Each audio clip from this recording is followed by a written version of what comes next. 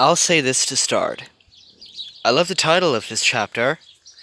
Remember back all the way in Chapter 9, back on the snowy mountain, I think it was? The chapter was called Whiteout. Here, this chapter is now called Blackout. So, without further ado, guys, this is me, as always, reading to you this lovely story, so let's get down to business. Sorry, I always have to clear my throat out before all these. I'll try not to do it often. I might do this before recording, if I can. Of course I can. Alright, let's go. Let's read.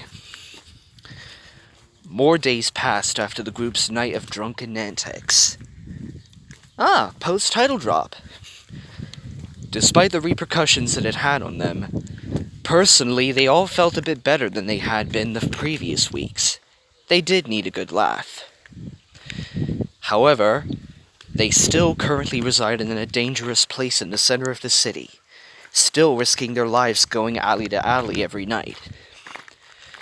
Before too long, they began to despair again, as the days and nights started blending together again thanks to the dual light from the sun in the day and the street lamps at night. Always a pain when the days and nights start blending, eh? Then on one particular night, they made much more considerable progress on their journey. Though that wasn't until after the occurrence of a mishap they had caused that affected even the human residents of the city. The group were stuck in yet another alleyway in the city center by several busy roads on every side. This alley went 3 directions from the center of the block, one opposite the other, and the third perpendicular to the other 2. This alley was wider, longer, more open, but they still looked up only to see a thin strip of the sky above them, their gaze blocked by the concrete chasm they were in. There was also access to the back of several shops and businesses, which meant there was more human presence than the animals would have liked. There was one section in the center of the alley which served as a giant communal bin for the whole block, despite there being other bins around the place. There was also part of the alley cut off of a wooden fence with barbed wire on top of it, next to the shared bins, and a large alcove behind it filled with some strange machinery making a faint humming noise. By the time it was nightfall, the alley was vacant of any humans, and after a quick inspection of the area, they decided it was safe enough to split up and forage for food. Apologies if you heard a dog barking. I'm out walking Lola again while recording this. I will try doing some more recordings indoors, but I've got to make sure I've recorded most of this story before I go up to Aberstone again for my final summer, before I take up residences in both places, if you know what I mean. Scarlet had gone straight to the large communal bin in the center of the 3 alleyways, while the others had gone further afield. The vixen climbed up a pile of cardboard boxes to reach the top of the bin. The smell was rancid, even if she found some food in here. I mean, she would possibly have second thoughts about eating it. But then again, a scavenging urban fox couldn't afford to be picky, let alone her companions too.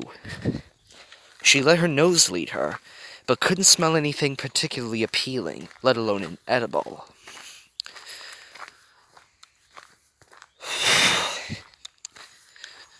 Hopefully the others will be more successful, she thought out loud to herself. Scarlet lifted her head out of the huge bin and looked at the wooden fence laced with barbed wire, curious what was making the quiet humming noise. She noticed a sign on the fence, a yellow background with a black triangle on it, and inside the triangle, the stick figure of a human being struck by a comically shaped lightning bolt. Underneath it said, "Danger of death." Not that Scarlet could actually read the words, but she could get the gist of what the sign meant. She shifted her gaze around the alley looking for her friends, but they weren't in sight. Distracted by her surroundings, She hadn't noticed nor felt her right hind leg getting tied up as some discarded reel of electrical wire while she was rummaging, until she attempted to jump down from the boxes. The front of her body went where she intended, but her behind did not, and she swung down onto the floor with a crash, releasing a wail of annoyance and discomfort. Ugh! What the hell? She cursed, looking at her elevated, tangled leg. She attempted to reach up to bite through or untangle herself from the wire, but she couldn't reach far enough.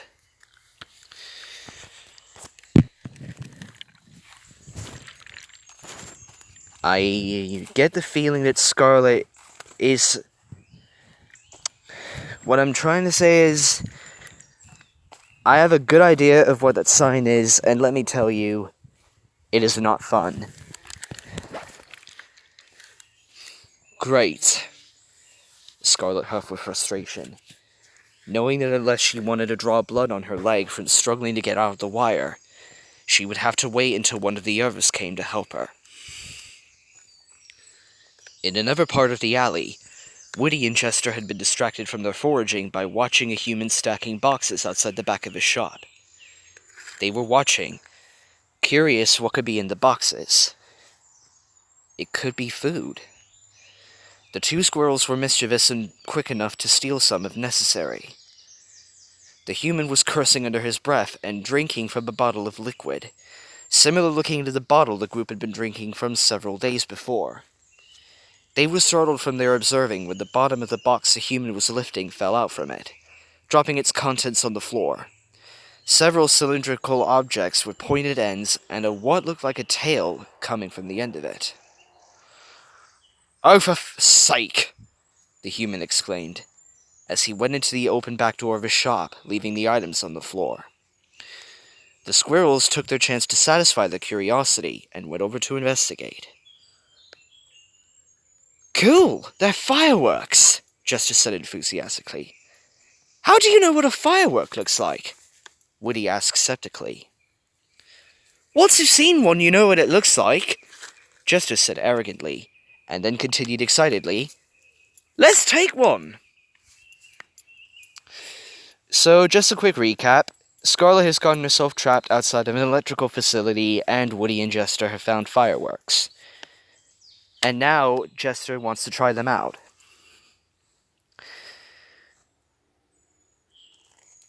I don't think this is gonna end well. What, just steal it? Yeah, he's going to chase us, plus his loads. He won't miss one. Alright then. Woody gave in quickly, only because he was excited too. How are we going to light it? Chester thought, and looked around the place for something that made some fire. I think that human had some matches in his top pocket, Woody said. They knew how matches could make a flame by watching campers use them when they still lived in their home wood. Those will do, but how to get them? Chester thought aloud, as if plotting an unnecessary elaborate scheme. At that point the human came back out the door, but didn't notice the two squirrels. He went to pick up the fireworks from the floor. Chester saw this as an opportunity, and jumped onto the human's back, and quickly scurried over his shoulder to grab a match with his mouth, and then jumped back down next to Woody. They both then quickly grabbed one of the fireworks and carried it away down the alley. It was then the human saw the squirrels, stealing some of his merchandise, and just watched baffled.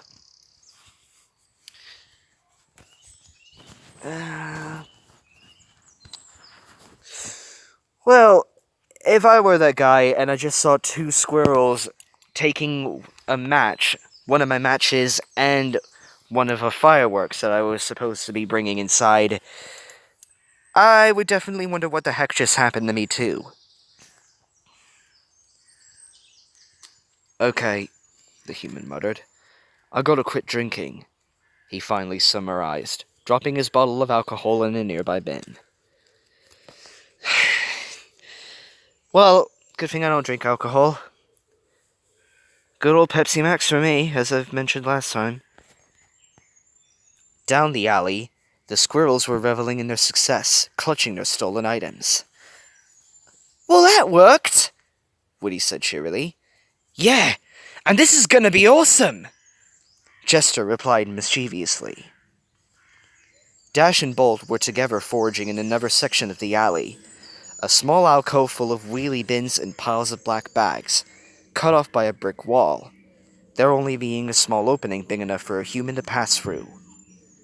They had bit through the polyethylene bags and emptied the contents in hopes of finding some scraps of something to eat. It was a fruitless endeavor, though, and the two hares found it quite degrading to have to go searching for food like this. Suddenly, though, after emptying another bag, something solid and shiny fell out before Bolt's feet. He then abandoned his search for food and picked up the item. It was a bracelet, a mix of both gold and silver, but mainly gold, with a couple of diamond studs in it.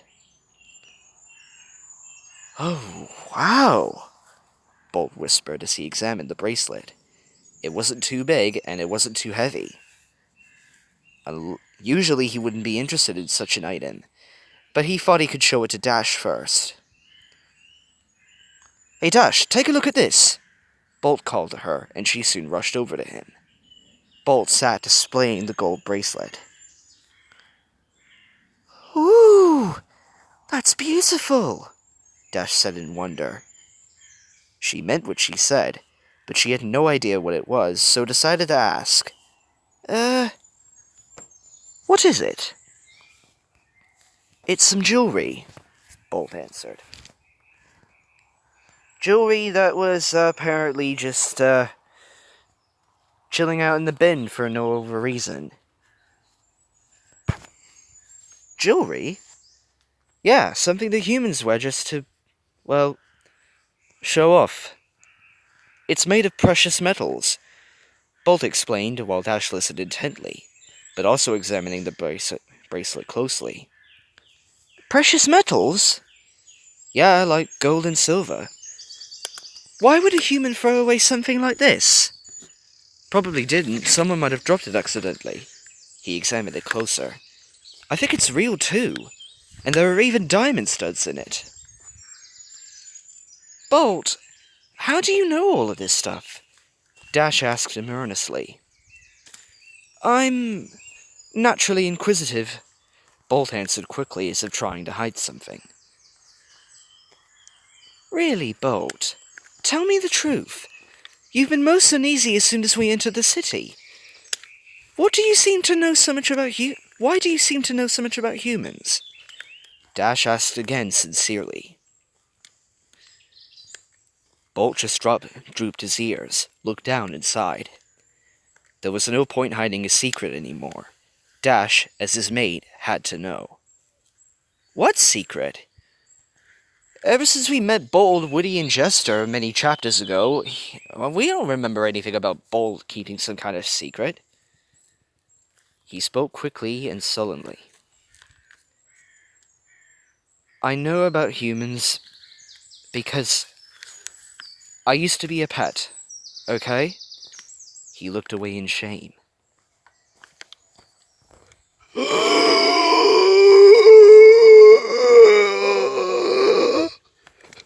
"What?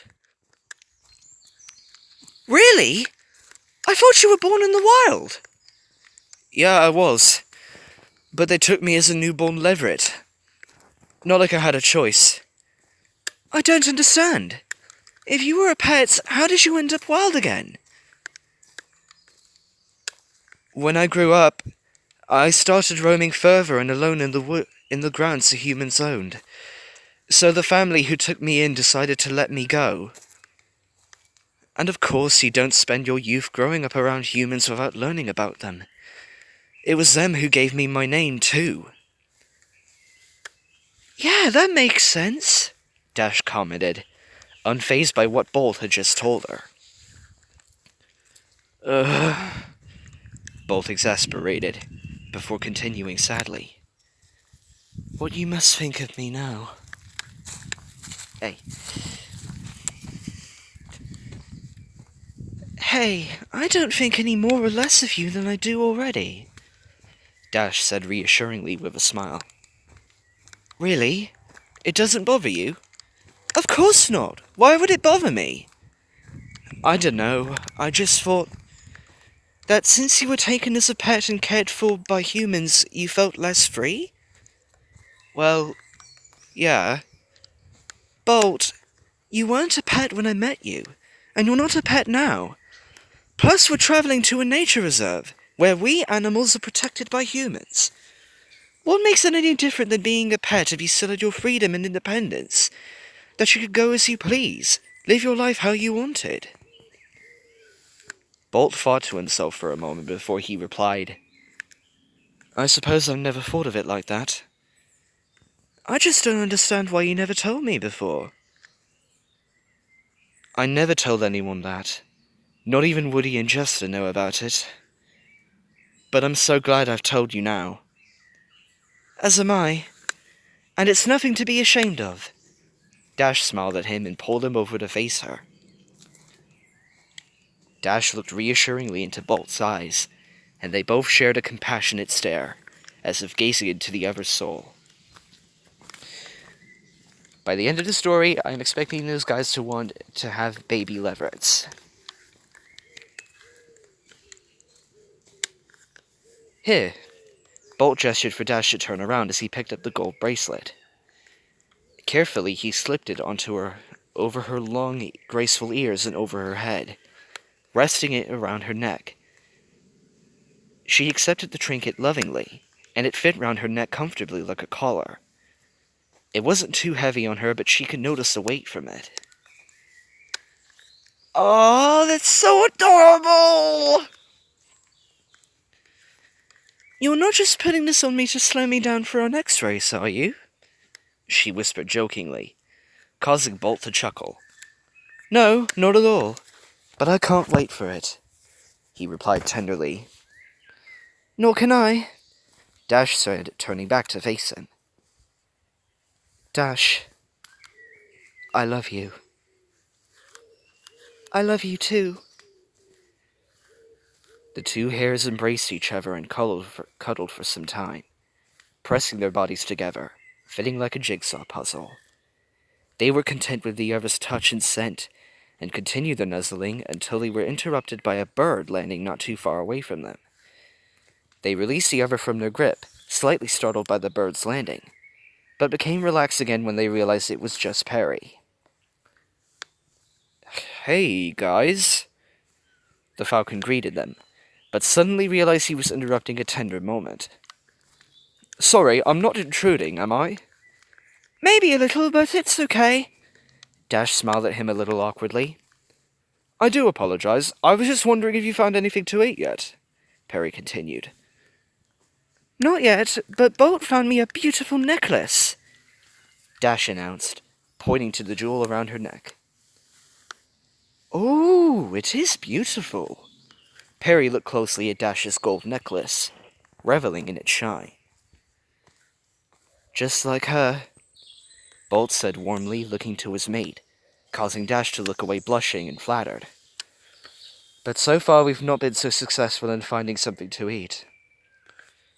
Well, that's okay, Perry said as he took off over the wall, but instantly returned with a cabbage in his talons, dropping it in front of the hares and landing again. Otherwise, I found this for nothing. He smiled widely in a sort of triumph. Good job, Perry! A whole cabbage? Where did you find that? Dash exclaimed. Outside a shop. Human was the best pleased when I flew off with it, though. So I suppose I stole it more than found it. Perry laughed openly as Dash and Bolt tucked into the cabbage. Thank you, Perry. I'd offer for you to join us, but I know greens aren't to your taste, Bolt said gratefully. Not particularly, the falcon answered. Have you seen any of the others? Dash asked after swallowing a clump of the cabbage. Haven't seen Plucky or Scarlet yet, but they can look after themselves well enough.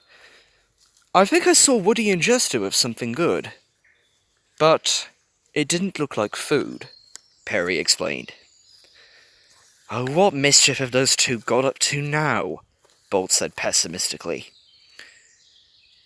Back by the large communal bin, Scarlet had been waiting, impatiently, for someone to come past and help her. Fortunately for her, Plucky suddenly came into her view, but hadn't noticed his mate in the pickle she was in. Foxes can't go inside pickle jars, can they? Oh, figuratively, not literally. Sorry. Plucky! Scarlet called out to him. Scarlet? Plucky cried back and galloped over to her, now having seen her. He couldn't help but a short laugh at her misfortune. What happened to you? Save it, will you? Scarlet said irritably. Just get me out of this. Okay, I'll untangle you. Plucky smiled and jumped atop the boxes to free Scarlet's leg. Those wires aren't going to electrocute me if I bite through them, right? He asked warily. Well, if they are electrical, I think I would be dead already. Scarlet replied unamused. Good point. Wow, these two have excellent banter together. They were made for each other from the start, from when they first saw each other in the woods, but they both didn't know that yet, and I didn't know that yet because I was just beginning to read this story. But now... True love, ladies and gentlemen. True love. Don't tell anyone else about this, will you? Scarlet asked him, embarrassed. Not a word. Plucky smiled reassuringly. They smiled at each other, and Plucky went to bite through the wires. The leads were made of a thin copper wire wrapped in the rubber coating. The rubber was easier to bite through, but the copper proved a challenge, and there was a lot to bite through. Scarlet had indeed tangled herself up quite a bit. As she now knew she would be freed from her predicament, Scarlet waited more patiently this time. But suddenly her curiosity piqued. She was attracted to a tiny red and black box in front of her that was no bigger than her paws. It intrigued her that the box shared the same color as her fur. She dragged it towards her and noticed there was a liquid inside and a hinge cap. After attempting several times, she eventually flicked the cap off with her claws, and there was a little latch on it. Still filled with curiosity, she flicked the latch and the device released a small spark. Not giant. She flicked it again, but this time it made a bright orange flame, which she burned her paw on. Ah!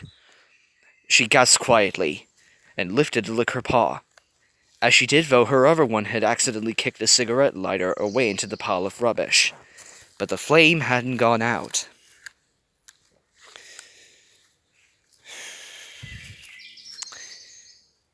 Yeah. This should be fun. Scarlet's eyes widened, noticing her blunder. She stretched forward, but the lighter was out of her reach. Trying not to alert Plucky, who was still biting through the wires, she blew on the flame, trying to put it out. She made a couple of short puffs on it, but all it did was just made the flame flicker. Then she blew on it harder, only so that the flame caught fire to the rest of the rubbish. Uh-oh, she mumbled, and attempted vainly to blow out the fire again, but it was too big now, and Plucky still hadn't noticed. She was too busy biting through the wires. Plucky, I gotta tell you something, Scarlet spoke anxiously. Don't get soppy now, Scarlet. I've almost got you free. Plucky dismissed her anxiety, but still not knowing the actual reason why she was. Well, it's kind of important. How important? The floor's on fire, Scarlet stated, almost smugly. See? What? Plucky looked up and then noticed the flames next to him. And all the rubbish, Scarlet continued, and then began listing where the fire quickly spread. And the fence, and part of the wall. Okay, so hurry up, Plucky said warily. Yes, hurry up! Scarlet shouted. Plucky quickly went back to biting through the wires, while Scarlet shuffled away from the fire as far as she could. There were only a couple of wires left wrapped around her leg, but Plucky was sure she could get out of those. Okay, try moving now, Plucky suggested. Ah! Scarlet expressed as her legs slid free of the wires, relieved to be out of her uncomfortable situation. Thanks. No problem, Plucky replied, then changed his gaze to the fire, which was now twice as big. It had engulfed most of the barbed wire-laden wooden fence and most of the rubbish. Time to run, I think! He exclaimed, and both foxes ran off down the alley to find the companions, and away from the fire, of course. Little did they know that down the alley, while they were in their dilemma, Woody and Jester had been up to no good. We could see a flame in motion, we could see a firework, we could see an explosion rising higher and higher, we can hear the sounds of fireworks that set flames to the world. Oh, 'cause there's no escaping from the fireworks fire. I need to listen to that song again, St. Elmo's Fire, because I wasn't able to tune that correctly. The two squirrels were excited to launch their stolen firework, and having found a suitable spot in the alley to ignite the fuse, Jester wasted no time. He struck the match along the floor. It lit, and he placed a small flame at the end of the fuse of the firework. The fuse caught it and quickly started to burn, fizzing and sparkling brightly. They quickly darted away from the launch site, but when they looked back, the rocket had fallen on its side, refusing to stay upright. Please don't tell me the firework is aimed at the flame. Oops, Jester let out. He and Woody then went back to the firework to lift it back up. You're supposed to put it in the ground, Woody pointed out, while he and Jester lifted the lit firework and started pushing it over to the other. No, you two, just freaking run! Don't go anywhere close to it when you've lit it! It is in the ground, Jester argued, pushing it back to his brother. No, it isn't, Woody argued back. Well, the ground's covered in concrete, so how am I supposed to... Jester continued to argue, but was suddenly interrupted. Woody! Jester! What the hell are you doing? Bolt screamed at them, he, Dash, and Perry having just turned around the corner of the alcove they were in. Is that a rocket? Dash inquired. It's a firework, Jester corrected her. Never mind that! Put it out! Put it out! Bolt ordered them. Perry, can you flap it? Dash asked the falcon. I'm not getting anywhere near that thing, Perry replied warily. In a desperate attempt to put out the fuse, Bolt stepped on it, but all it did was successfully burn his paw. Ow! Bolt yowled, retrieving his paw. The fuse of the firework continued to burn, and it was still lying on its side, pointing down the alley towards the already burning rubbish heap next to the electrical substation, which they were currently unaware of. Brilliant! Brilliant! Brilliant! We are going to be having a toasty fire tonight, ladies and gentlemen! It's gonna get hot! Disco Inferno! Burn, baby, burn! Well done, Woody and Chester. Well freaking done, Scarlet. Well done, everybody! Except for Dash, Perry, Bolt, and Plucky, obviously. Well done, you three! Just blow on it! Dash suggested forcefully as the others obliged. It's not doing anything! Woody exclaimed. Get down! Perry shouted, and extended his wings to push the others to the floor. At that point, the fuse had burned out, and the flame reached the main body of the firework. It fizzed with bright white sparks, and immediately launched itself down the alley with a loud screeching noise. It was heading right for Plucky and Scarlet, who suddenly noticed the missile approaching them. Duck! Scarlet shouted. Where? Plucky looked confused. Oh, They both quickly hunkered down to the floor, and the fireworks screamed over them. It slammed into the substation and exploded with a loud bang, and released several flares of all colors of the spectrum, making the already existing fire substantially larger. The substation was now ablaze too. It burned white hot and was fizzing loudly with wasted electricity, sparks flying all over the place, and a deep black smoke bellowing from it. The blaze burned so brightly it lit the alleyway as if it was daytime. What the hell was that? Plucky yelled in shock. Plucky! Scarlet! Are you okay? Dash shouted to them, rushing over from the launch site, the others following her. Almost! That rocket nearly hit us! Scarlet exclaimed. You can thank Woody and Chester for that. They decided to weaponize a firework, Bolt shouted. It meant to go up in the air, Chester defended half-heartedly. You idiots! Dash told off the two squirrels, slapping the back of their heads. Ow! Woody and Chester both fled out. There's no need for hitting, Woody continued. You almost blew Plucky and Scarlet up. That would be the need. There would at least be some justification for physical discipline. You could have killed us! Scarlet enlightened them to their fault. And look, you set the building on fire! Bolt carried on but was interrupted prematurely. We're sorry, okay? Woody apologized. Really? We didn't mean to cause a fire! Jester also apologized forcefully, both squirrels having learned their lesson clearly. Actually, Scarlet's already set the building on fire, Plucky interjected, causing them all to look at the vixen with a confused yet judgmental look. They were surprised because Scarlet was usually more responsible. I didn't do it on purpose! The one time my curiosity gets the better of me, Scarlet defended herself. See? We aren't solely to blame, Jester exclaimed in an attempt of slight redemption. Still, it didn't exactly help, Dash told them off again.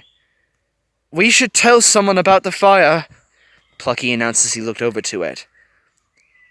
How are we supposed to do that? Just shout to the next human we see. Help! Some bunch of animals are arsonists! I'm sorry, I just laughed. Bolt yelled enthusiastically. Animal arsonists? Well, not exactly.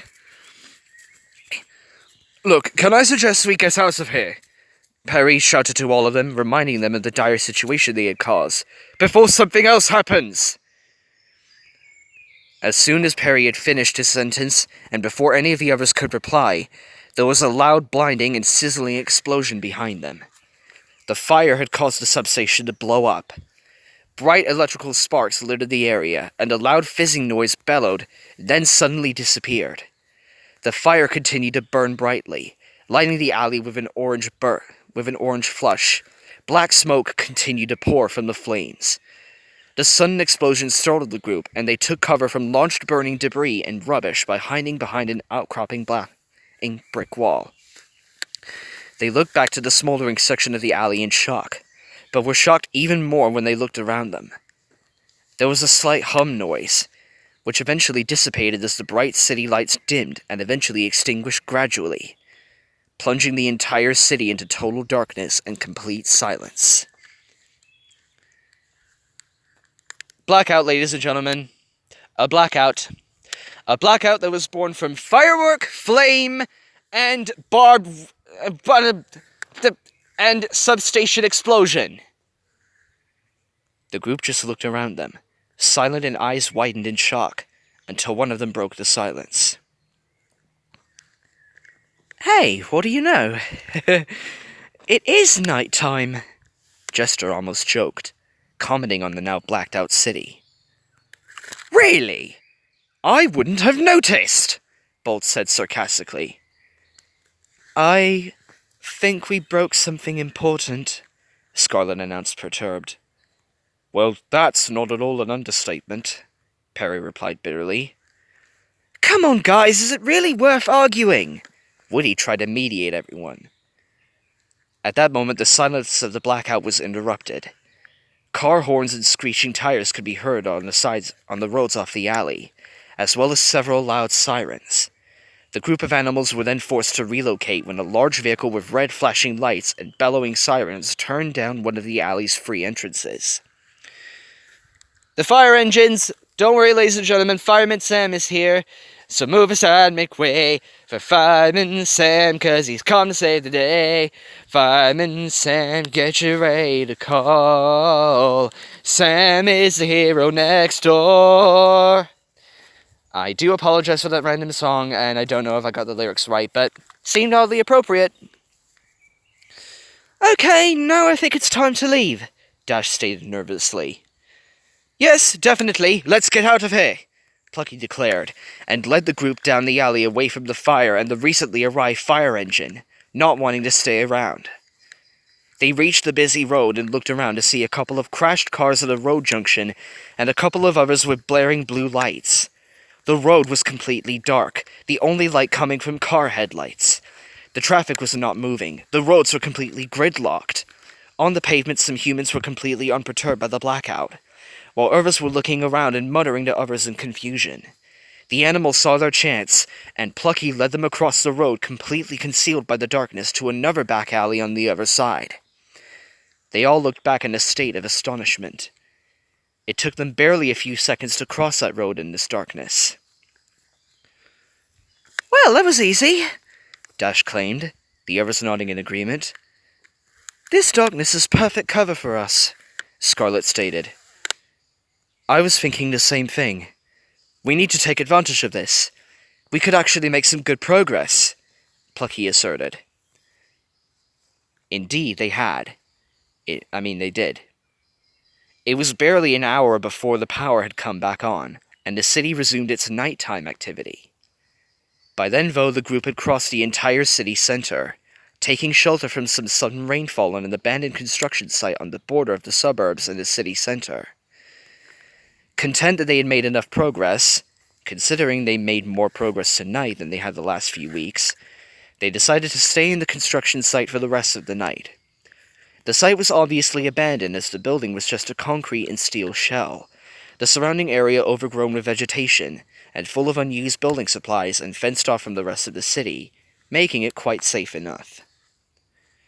Plucky and Scarlet had taken shelter from the rain inside a piece of giant concrete tubing, while the others had nestled elsewhere for the night, but they were all never too far from each other. The Fox and the Vixen lay together enjoying some long-awaited privacy, looking out the opening, gazing at the glowing cityscape. "I like the rain," Scarlet said randomly, then realized Plucky was giving her a weird look. He himself wasn't overly fond of it, but Scarlet explained herself. "It's calming." Calming rain. She was then interrupted when there was a sudden flash and the distinct rumble of thunder afterwards. It made her jump slightly, causing Plucky to chuckle. "Okay." "I'm not a fan of thunder and lightning, though," Scarlet laughed. "At least it's only a small storm," Plucky summarized cheerfully. They continued to lie next to each other, sharing their warmth between them. By now the cool winter breeze had almost passed, and spring was soon to arrive. "Can you feel it?" Scarlet asked tenderly. "What?" "The air. It's warmer now, which means spring." Plucky finished her sentence for her. "Wow. I almost forgot how long we've been in this city. It feels like it's just been one really long day to me." "Well, it's certainly been quite stressful," Scarlet concluded. "It does look much nicer from over here, though," Plucky pondered out loud, referring to the bright city lights in the distance. The great towers of glass, concrete, and steel were illuminated vibrantly, and it glimmered through the rainfall. It was certainly a mesmerizing spectacle. "Yeah, it's almost beautiful," Scarlet replied.